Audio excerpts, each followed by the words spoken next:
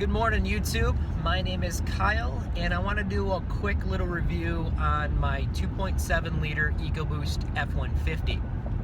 So, the point of this vlog is strictly about the engine. Little background information: I had a 2011 Nissan Frontier before I bought my new truck here. That truck had the 4 liter in it, so it was a very good motor. It never let me down. I owned it for several years, actually, well, since brand new, so I had it for 4 years, and I never once had any mechanical problems with it, and it was a great truck. Just got a little small, so it was time to upgrade. When I first went into the dealership, I was very confident that I'm like, you know what, I don't want an EcoBoost. I want a naturally aspired V8. I like the sound, I like the power that it has. And sorry, I'm just waiting for traffic here, guys. Just give me a minute.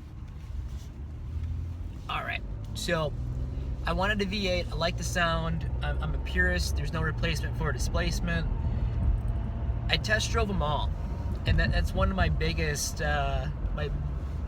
words of advice is, if you're in the market and you're deciding if you want to get an EcoBoost or a V8 or an Eco Diesel with RAM, drive them all. Drive them all and see what one you like. I like the 2.7 the best for really 3 reasons.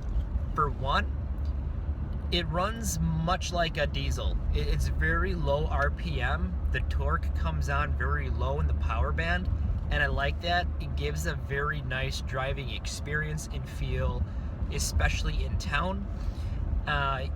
If you put the truck into sport mode, it really snaps up the throttle response. So if you're not careful, you will burn the tires off this truck just through normal city driving. It has a lot of torque, it has a lot of power, and I really like that. The second reason being is this engine is just loaded with technology. I like the fact that it has active grille shutters. We'll see how much that really plays with fuel economy. So far I've had the truck for about 5 months, and I've been very, very happy with the fuel economy, and especially going from my Frontier. My Frontier only got 18 miles to the gallon on a good day.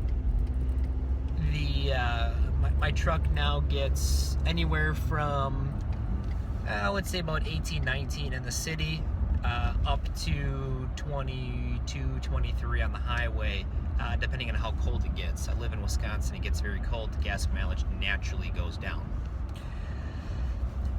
The other reason why I like the 2.7 liter, and I know a lot of people have different opinions about this, is the fact that it has an auto start stop system.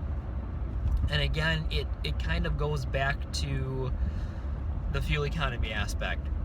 I do my fair share of city driving with my daily commutes going to and from work, and I can tell you that it makes a huge difference. A lot of people, they always ask that question when I tell them I have the 2.7. They're like, well, how do you like the auto start stop? Actually, I like it a lot, and you get so used to it within the first couple of weeks of ownership that when you come to a red light or a stop sign and it does not turn off, it's almost weird. When I drive my wife's car that does not have it, I'm waiting for the engine to turn off because it's just seems natural to have the engine turn off. So a little different, but I like it. I know a lot of people don't like it.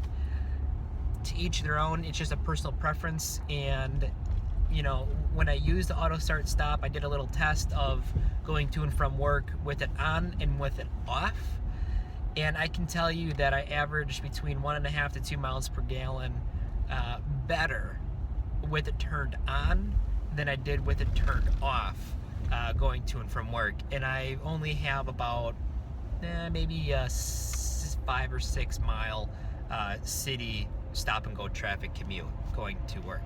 So I liked that a lot, and that was one of the other driving factors. So those are my thoughts on the engine. It's been great. I think there's a lot of merit in having it. I guess let me give you this little bonus feature. The last reason why I opted to get the 2.7 over the V8 was simply for the fact that it will do everything that I ask it to do. I do have a few small trailers that I move, nothing crazy.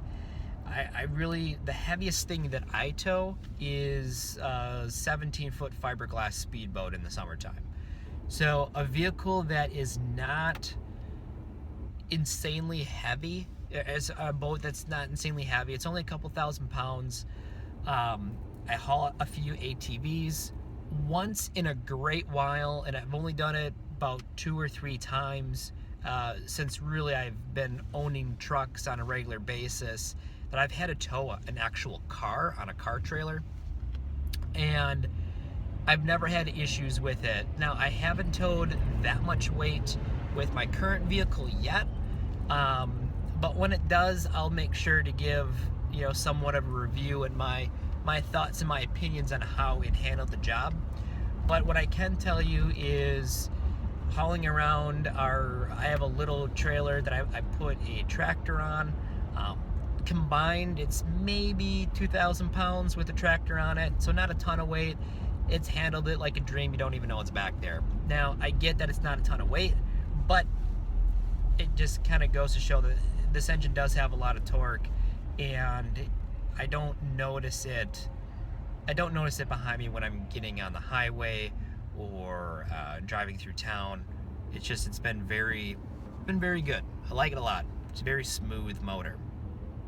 So those are my thoughts and opinions on the truck. As far as the engine, please leave your comments in the comment section there. Let me know what you guys think, and if you have any questions, I'll be sure to ask them. All right, guys, take care.